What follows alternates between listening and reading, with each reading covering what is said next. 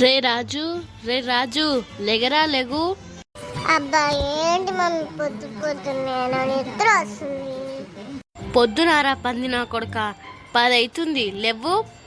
అబ్బా 10 అవుతుంది mummy, 5 minutes వండుకుంటా. 5 minutes లేదు 10 minutes లేదు, లేచి సరుకులు తీసుకురా. డాడీ చెప్పొచ్చు కదా. మీ డాడీ ఆఫీస్కి పోయిండు లేవు. మిర్చి నీ కుంకుమ ఇంకా హారతి పళ్ళెం తీసుకొచ్చి చెప్పాలా లేవు. మా అన్నయ్య అంటే సరుకులు తీసుకురాలి, నేనేం చేయాలి? నాకు హెల్ప్ చేయదు దా. ఇంతకు మమ్మీ ఏం సరుకులు తీసుకురమ్మన్నది? మనము పూట వెళ్ళిపోతున్నాం మమ్మీ. అరే ఏమైందిరా? ఏం సరుకులు తీసుకురాలో చెప్పవు కానీ బాగా కోపడతావు. ఓ సారీ రా, మర్చిపోయినా. రేపు ఉగాది కదా, ఇగో ఈ పేపర్లు ఉన్న సరుకులన్నీ తీసుకురా. రేపేనా ఉగాది? అయ్యా మర్చిపోయినా. సరే తెస్తా. A few moments later. అమ్మా అమ్మా. ఏ వంట కాలేదు పోయిరా. మమ్మీ నేను మమ్మీ రాజుని.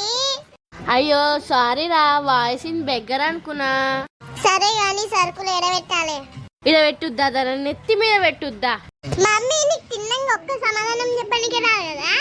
ఏందిరా నోరు లేగుస్తుంది? సారీ మా, సారీ సారీ సారీ. సరుకులు ఏడుంటాయో అన్నీ పెట్టాలి, పోయి పెట్టుకో. That day night.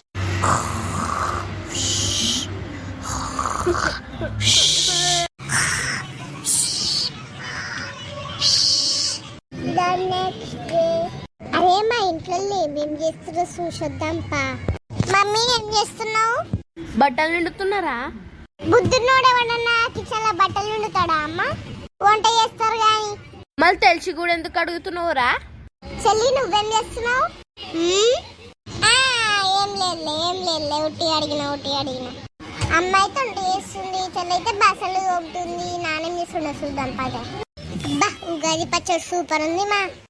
మీకు కూడా అందరికి happy Ugadi. Please like and subscribe please. అలాగే పక్కనున్న గంటని గట్టిగా కొట్టండి, అప్పుడు మేము వీడియోస్ అయితే పెడతామో అవి మీ ఫోన్లోకి డైరెక్ట్ గా వచ్చేస్తాయి.